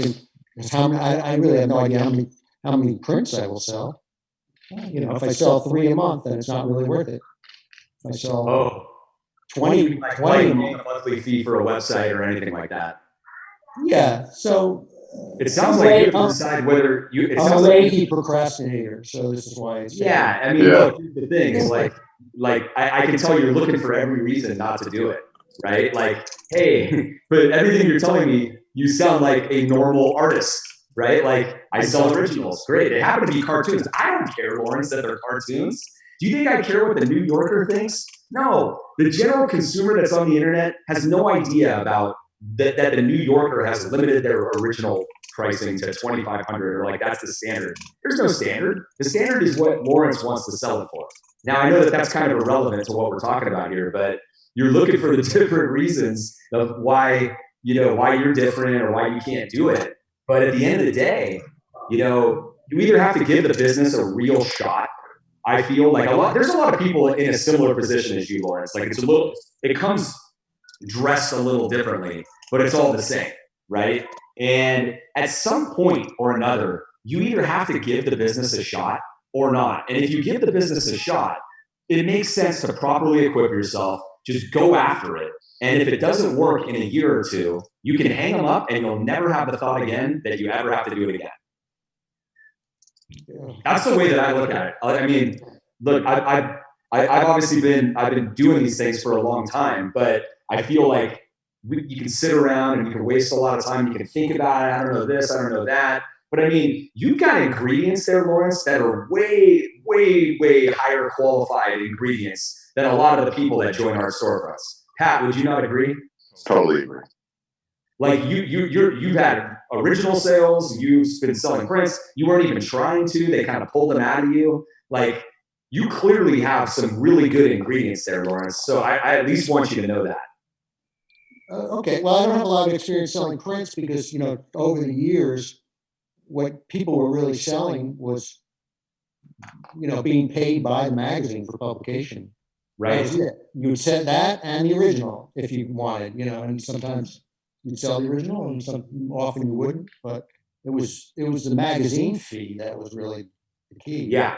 But what I mean is that I'm in a different name. You didn't see a lot of people, cartoonists, selling prints like this. Now I think it's much more possible. Yeah, it's definitely much more possible. You just got to decide whether or not you want to give it a shot, Lawrence. Exactly. I think Nick's advice was on point, and it's no different. It's no different than anyone else. Like, you'll start in it, on your marketing. The fact that you can hang your hat on being a published cartoonist in the New Yorker is gonna help give you a little kickstart right out of the gates. And I think you got to give it a shot, and then you owe it to yourself to give it a shot. The plow that you turn over in your mind never really gets tilled, right? So you gotta give it a shot and go. But good luck, and I certainly hope that you do, because that's a rad talent skill set. Mark, you're up next. Mark, go ahead. Mark, are you there? it looks like he's muted, or his mic's not turned on. How about now? Yeah, I gotcha. You're good. Okay, great. I haven't sold a lot, but the few things that I have sold in original format, I have sold between $500 and $2,000. And in my experience, nobody wants to pay for all of that up front. They want to make sure that they get the piece and that it's in good condition, and then they'll pay. So my question is about the checkout process on your website. And where's that experience from? Because that completely, we have never had that experience with 3,000 customers on our platform. So where did that come from? From personal sales. So you sell personally. How much did you sell in 2019, for example, Mark? Oh, I only sold about 4 pieces in 2019. And out of those 4, how many of those had to be went across that way? Those are people who walked into my studio, like open studio days, and they express interest in a piece, and then they go away. They say, "I'll think about it," and then they'll email me. So there's this back and forth where I then send them a sales contract that describes the piece and what sets out my expectations for things like rights, that I'm going to retain the rights for reproducing the work, but they can have the original work. So it's not a clean transaction where somebody just plops down their credit card. And pays for the whole thing. So I wondered if there's an accommodation for that. In your high priced sales, how does that work? Is there an Every escrow single one account? of them is paid upfront, no problem at all. Really? Wow, that's 100%. amazing. 100% of them. And it's because it's very easy to solve the problem that you just referred to, you know, with language on the website, right? And the other thing is we have a trust badges feature. You know, like here's the thing: when you have a proper art gallery website with all these features, and you've got the trust badges and all this, the main point is you're trying to come across as a highly professional, you know, seller, right? Now, there is a very specific badge that we have, and it's called the Trusted Art Seller Badge, okay? And it's from Art Storefronts, right? The Art Storefronts organization is what's on there. And basically, by displaying that badge, we allow the consumer to complain about you. Because what we're saying is we have vouched that you're a real business, like you really are a real business and you're a real art seller and you're on our platform in a professional environment. And we have validated that like you're not out here trying to scam people, right? And so we let all of our members display that badge, which adds a lot of trust and credibility. But it would, like, if somebody was to, you know, get scammed, then we have the power to completely take down the website that day, right? So it allows us to give the buyers, your buyers, a lot more trust, and it's a selling tool for you. And so this has literally never even been brought up at all in our 6 years. Huh. It's a non-issue. So the customers have no problem spending, say, a couple of grand on a painting that's, say, 40 by 60 inches and none at all. From a JPEG. Not at all. Not even 0.01%. Zero. Wow. Zero. But also, I mean, people are selling $20,000 originals on our platform regularly. Okay. Once you have it's not even happening with those. Suppose the customer gets it and is unhappy with it, and well, then you should take it back. That's on you, right? Or you figure out what to do with your, like, this is you and your own customer service and your own business. But you know, you don't hold the money in escrow until the transaction is complete. Go say that again. You don't hold the money in escrow until the transaction is complete? Not at all. Like eBay does, or it's your business, Mark. So you're going to have your own merchant account, and the money's going directly to you. It's not even touching us. Ah, I see. Yeah. So when do you get paid too? Like, your business. This is not our business. This is your business. Once you start actively marketing and people know who you are and they have a familiarity with who you are, this issue just completely falls by the wayside. They feel like they know you. They feel like they have a relationship with you. You've been emailing them. You've been posting content on a regular basis. They see it. They interact with it. You know, they end up feeling bonded to you and friendship forms, and it's just a total non-issue. Mark, you know what I would say is like the abstraction though of this, like, or one level above this question is, you know, this is an example of like you're selling, like you're clearly selling some pieces. You sold 4 last year. You need to sell way more, and that's why you know you want to look into what we're doing. But the abstraction that I wanted to talk about is like the benefit of surrounding yourself with other sellers that have done what you're trying to do already, and like being a part of this community of people that are selling way more original work than you, and asking them and being able to, like, you know, leverage their expertise, you know, which is a big part of being a member of Art Storefronts, is like our community is incredible, right? They're way further along, and you'll be able to like ask a question in our private group and you'll get like 4 or 5 people to probably answer, you know? And so you can ask that exact question. Hey, how are you guys approaching this? What's going on? And you would see that they're like, we're just selling them, you know, here's what I would do, or here's what I would do. Or maybe at one time, you know, I was dealing with that, but here's how I resolved it, you know? That's encouraging. That's helpful. Yeah. I think you would, I mean, like, that's what my takeaway is, like a mentor is like I see that, like, that's one question that you come with today, but how many of those are there, you know? And like literally by just surrounding yourself with other people that are like, you know, again, they've done what you're trying to do and they're further along. Like, think about how much that will benefit you on top of everything else we're talking about for the next 5 or 10 years, right? I see.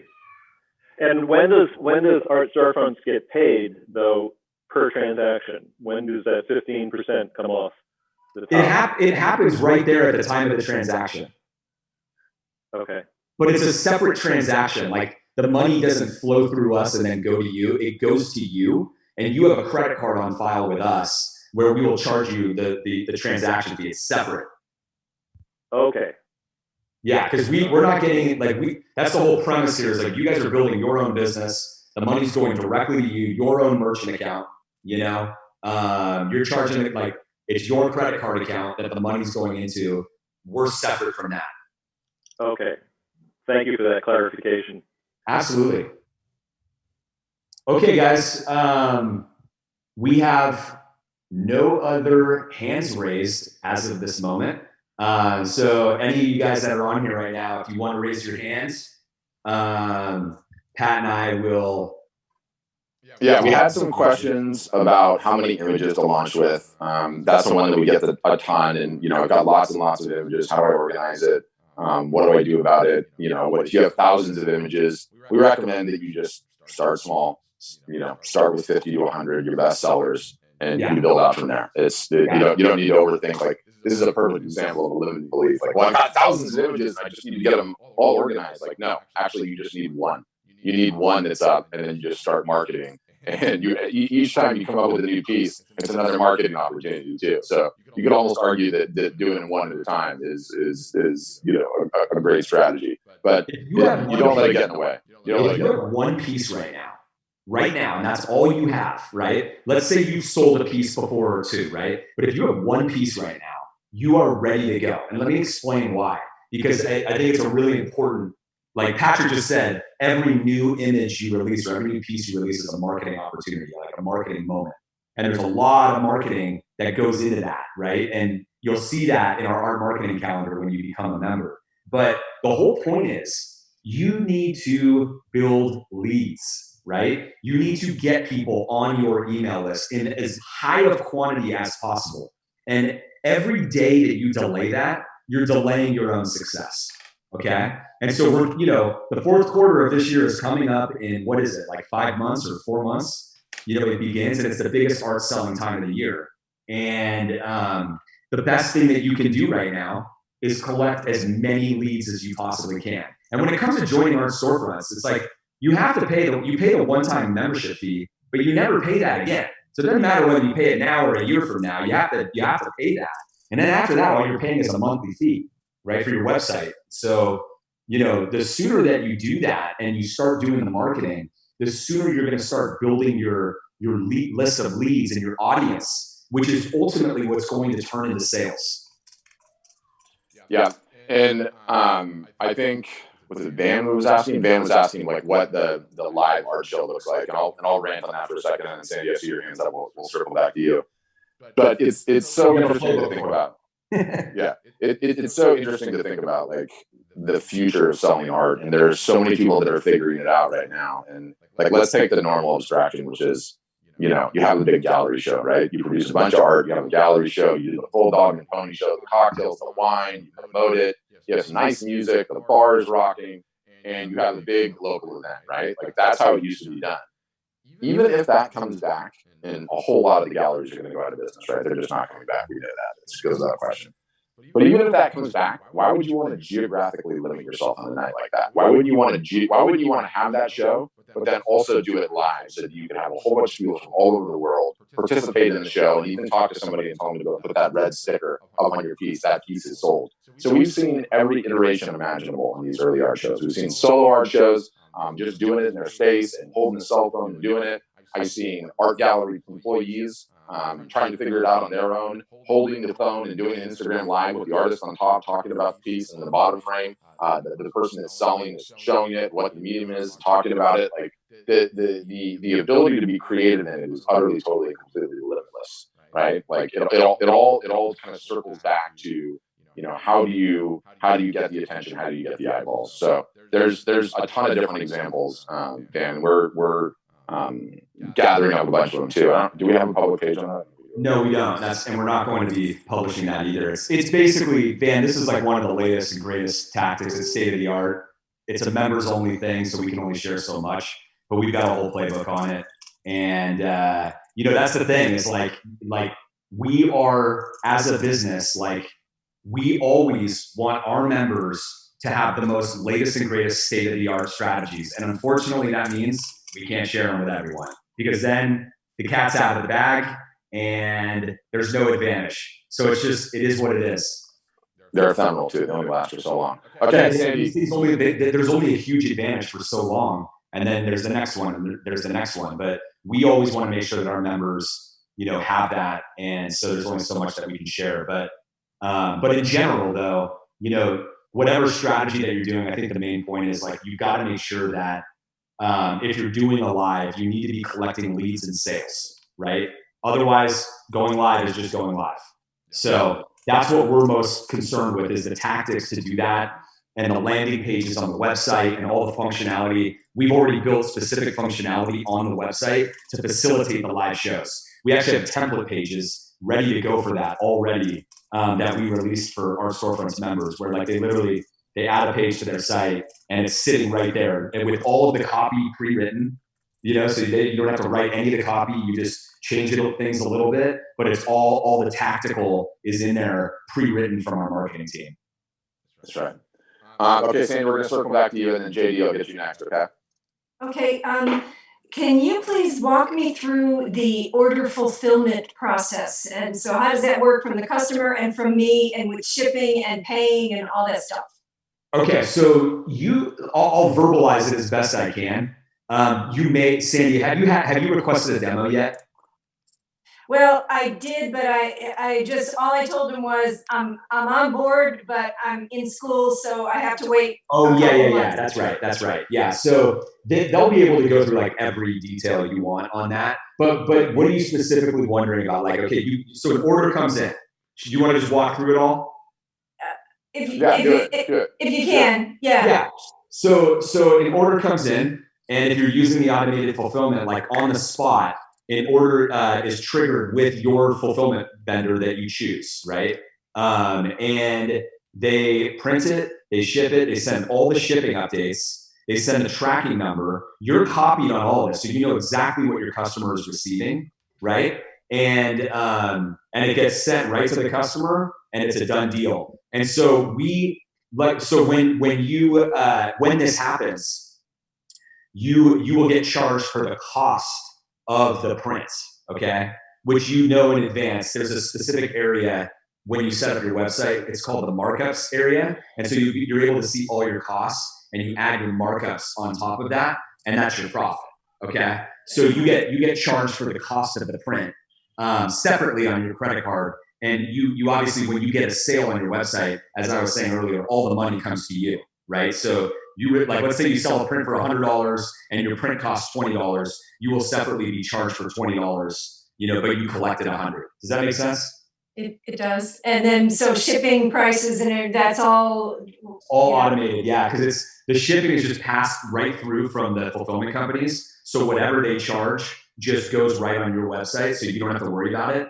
You do have a way of offering free shipping or discounting their shipping. Some people like to do that. I would say there's probably like 30% of our customers just go free shipping across the board, and what they do is they price the shipping into their items, yeah. Right? It's a marketing strategy. It's actually a pretty good one. And so you have the control to do that if you want to. Okay. So, and right now, I make a print, I sign it, I send it to somebody. The signature, I guess I would have to figure out a way to embed my signature into a photograph. Some people embed, but if you're doing a limited edition, those are usually done a little bit differently. It's not limited. Okay. Yeah. So some people, just put the signature like right on the file, and there's a way to do it like a specific size so that it looks pretty good, whichever size is printed. Okay. Thank you. Yeah, that's another thing that I see that topic come up all the time in our private members forum, where people are like, "Hey, what size do you do? What size do you do?" And so everybody has a different opinion, but But ultimately, you'll be able to lean on that advice. Yeah. And then we have a ton of strategies too about how you can charge more money to do the hand signed print, right? Yeah. And then do a digital one too. If somebody wants the hand signed print, then they get a nice little note from you on the back with you hand signed. You can do that, sell it for a little bit more money, and people have great level of success with that. Exactly. Yep. All right, JD, you're up. JD, go. Oh, hold on, it missed. Fired on unmute. Hold on, sometimes it sticks. Are you sure your mic's working, JD? Hello? There we go. Yeah, there we go. Hey, JD. Hi. First of all, thanks for the podcast the other day about going live on Instagram. I really appreciated that. I was having a lot of conversations with art friends and figuring out how to make a podcast, and that was like the easiest way, just going to Instagram live. And yeah, I've got shows coming up that were canceled. Now they're scheduled now later, and I've been able to advertise and stuff.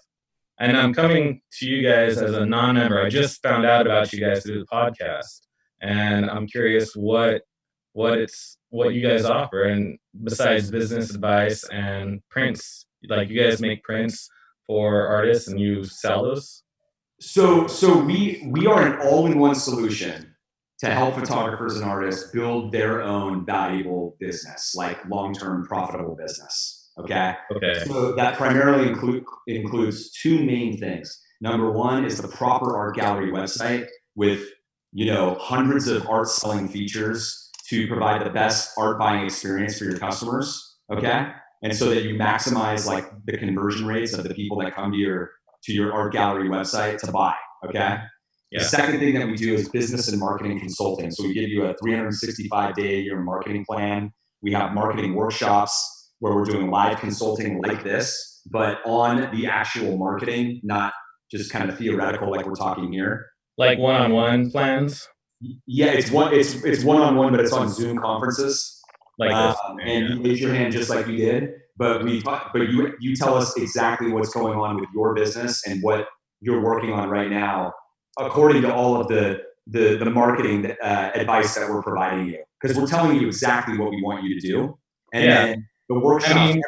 Go ahead. As far as I go, I have a website, and then I use a printer, Society 6 printer, and it's very hands off for me, and I'm able to sell, but it's grocery money right now, and I'm curious, if you guys have an actual brick and mortar gallery or something like that in Texas, maybe where you guys are at, or no? Okay. No, we are helping artists sell from their own website. So are you saying, are you just on Society 6 and that's all you have?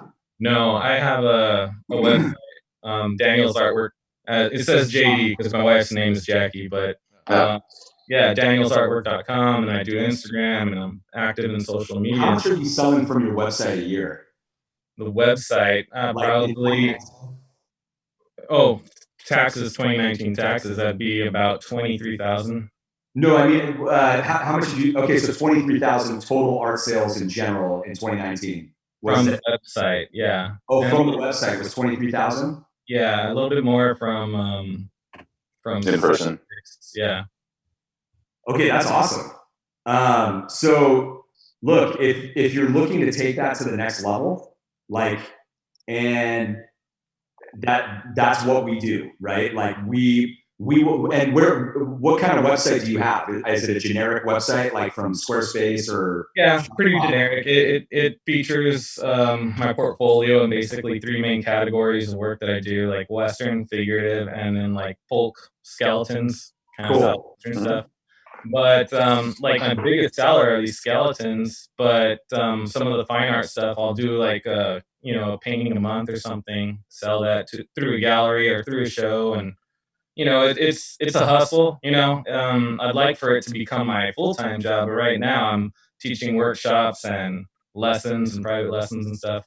But not right now because of COVID. So I'm getting really creative and starting this little podcast and also continuing to foster a relationship with my students via postcards. I'm literally making postcard lessons, sending them, because a lot of my students are elderly, they're retired people who don't really jump into the digital arena.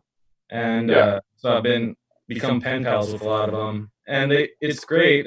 I like the connection, but it's, I'm unsure what's on the other side of this. And what I heard from Patrick, he had a really good, I love what he said about Instagram and the return on investment coming from your activity on going on live on Instagram. And what I sense is that you guys have a good feel about what might be at the other end of this time, So I'm like, oh, I'm gonna check out Artist Storefronts, and maybe I need to revamp my website, or just talk to you guys and see what I'll. The sales pitch aside, and Danny, right? Not JD, Danny. Yeah. Yeah. So or Daniel, Danny or Daniel. Daniel's whatever. Daniel. Yeah. So like Daniel, you're a no joke fit for us. If you sold that much offline, we will make you way better. But just to give you like the for instance, so you got a taste of kind of some of the tactical knowledge by listening to the podcast, right? Yeah. And that's great. You got some tips, you got some pointers, and that's fantastic.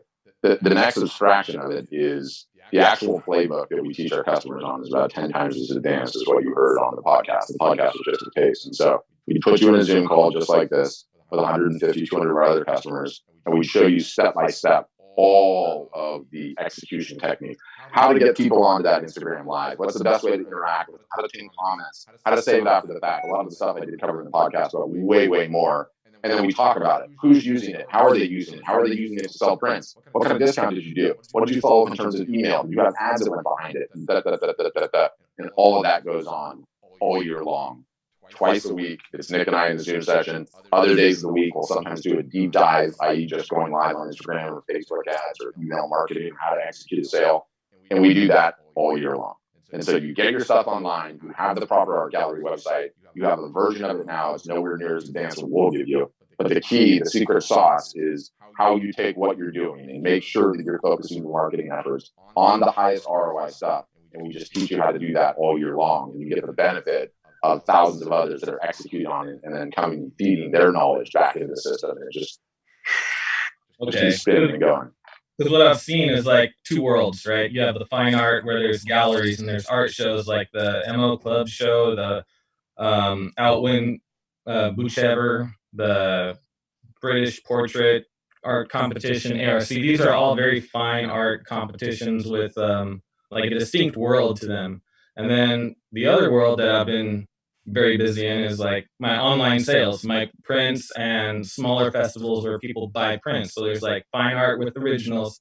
And what I sense is happening, like the big shows are still going to go on, but a lot of the galleries are shutting their doors and they're moving to online sales right now. There's a,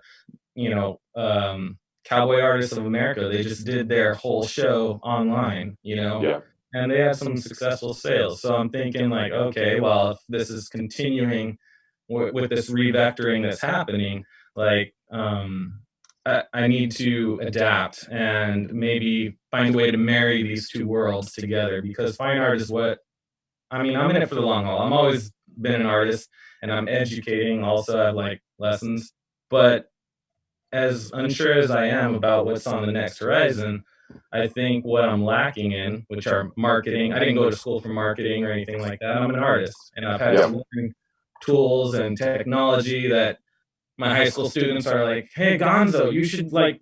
My last name's Gonzalez. You should get on Instagram. Hey, Reddit, all this stuff. And so they've pushed me to become flexible and to adapt to these things. And now I find another evolution on my doorstep. Like, okay, what am I going to do next? And you guys, with your marketing knowledge, do you see your plan to marry those two, like this fine art world where people are selling originals?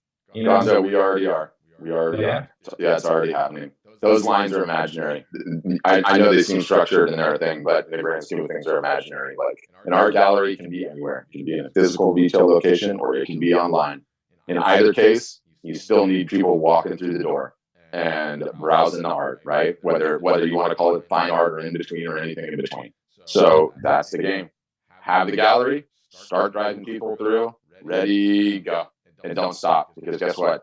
You're in your 40s or 30s, you're going to be an artist in your 40s, your 50s, your 60s, your 70s, your 80s, and you still have the ability to sell work that whole time in your gallery that you own, where you own the attention, you own the email list, you own the followers, you own the traffic. And that's the way forward. And I don't think you need to get lost in the semantics of it's this or that or trying to put it into a box. It's just a store. and you got to bring people into the store.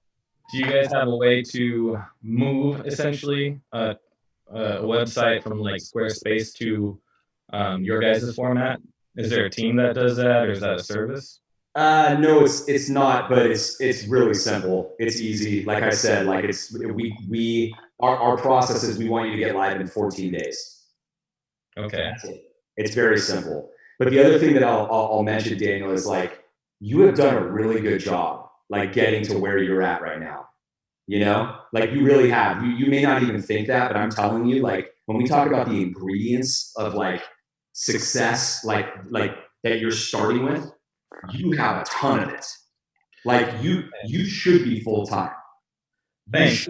I mean, it's you are. I'm just telling you, you're this close. Like we are like, and again, like sales pitch aside, like Pat said, like if you get properly equipped with the proper art gallery website, that's one component. Just check that off, right? Like you're leaving sales on the table from visitors or whatever. That'll stop happening, period. And you'll also, you know, have like a much better brand when you've got like the top technology and your visitors are like, okay, cool. Like you know, you're selling fine art, right? Like you should have like a Ferrari experience, right? It shouldn't be less than that. So, but you'll check that box off. But the other part, the big part is just the consistent marketing strategy. And, you know, and it's not just about Instagram, it's about everything all year long. And Pat said, like, the podcast is like the tippity tip of the iceberg, right? So the Instagram live thing, that's one of like, what, Pat, what do we have? I don't know, 25 or 30 playbooks for strategies that are like that are fully built out with templates and email templates even already pre-done, subject lines pre-written. Now you pop different things in there, but it's all based on the best practices of everything that's working. And so adding a marketing consultation arm to you, Daniel, is your next level, right? Now, whether you hire us to do it, like talking about, because if you join us, like you're going, that's one option. But the other option is hiring consultants to do it for you, which consultants will cost $100 to $200 an hour, right? That's essentially what we have. That's our secret sauce, is that we productize this marketing solution at scale, where you literally you pay $1,000 membership fee. I mean, you're probably you're on the higher level, but like you get marketing consulting for life. For life. Okay. Done. Right? And that's it, right? So like that's the difference maker for you. You know, is the ongoing marketing going forward, and you're at that level. Like you're way at that level right now. You know, that like based on the numbers that you told me. Yeah, it's no different than the classes you were teaching. We teach the same thing in marketing twice a week. Entrepreneurship, every aspect of the business from top to bottom, and then the benefit of the community too. So all of it holistically, it's like you know, it's basically you pay your college tuition one time, and then you can attend the courses as much as you like. And we have quite a few that attend twice a week pretty religiously. Okay, well that's really good to hear, because you know I've honed my skills as an artist, as an educator. I missed the boat when it came to marketing, you know. And I'm like, gosh, I need to like go back to marketing and like learn all this stuff. But it's almost all artists. It's almost all artists and photographers. It's just sort of how it's like it's everybody, Daniel. That's why I was saying like everybody has this problem. Like Pat and I, like this. That's the whole premise of Art Storefronts. Is marketing is the biggest problem in the whole industry. It's not a website at the end of the day. And you happen to have gotten a lot farther than most people without marketing. Most people do not get as far as you, even with a ton of success potential and great work.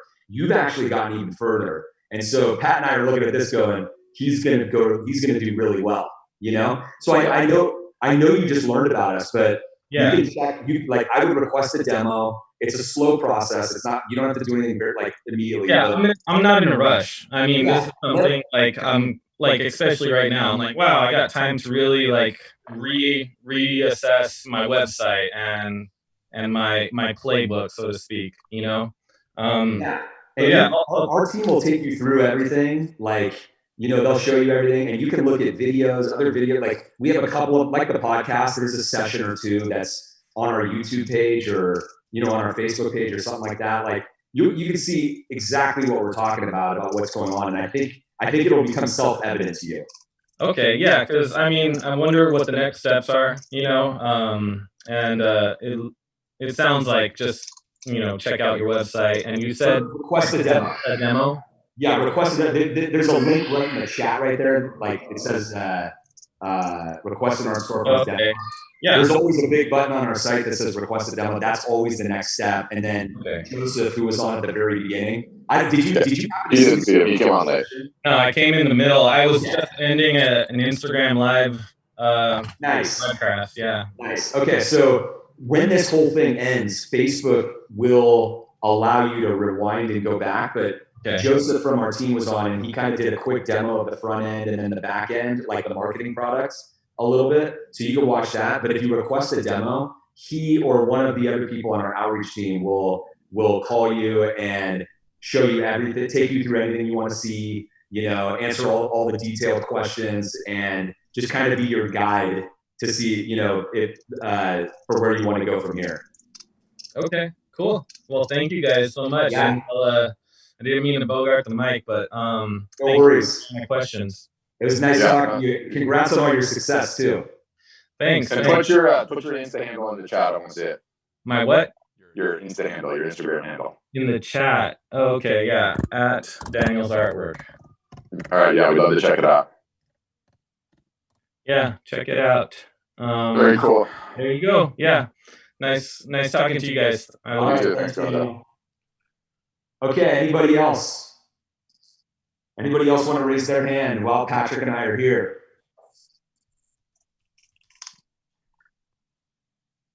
I feel like we're doing pretty good for an evening session.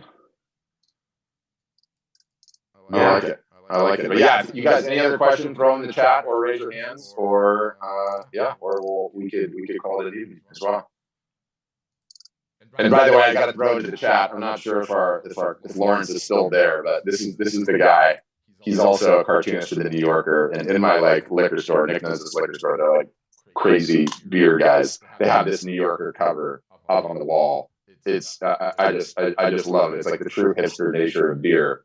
I threw it in the chat, but I guess I'll just share my screen and show it really quick. So Pamela instead in the chat, she'd like a demo. Okay, Pamela, you probably heard, but just click the request a demo button. How cool is that? Yeah, hipster guy showing off a beer. That's the cover of the New Yorker. I think this guy's Peter to Steve or something like that. But anyway, it was on my mind. But all right, Nick, you want to leave it there? Any other announcements? Yeah, unless anybody else has a question. Just a reminder, if you want to join, I'll just repeat what Joseph said. There is a big sale to join Art Storefronts happening right now. It ends at the end of the month. Okay, so like end of next week or something like that. I haven't looked at the calendar on what the exact days is, but it's probably somewhere around there. So if you're interested in joining, it's a great time because we're basically running this big sale because of the COVID situation. And if you're interested in doing that, request a demo so that you can get in the queue and just start that process. Other than that, Pat, any final thoughts? Nope.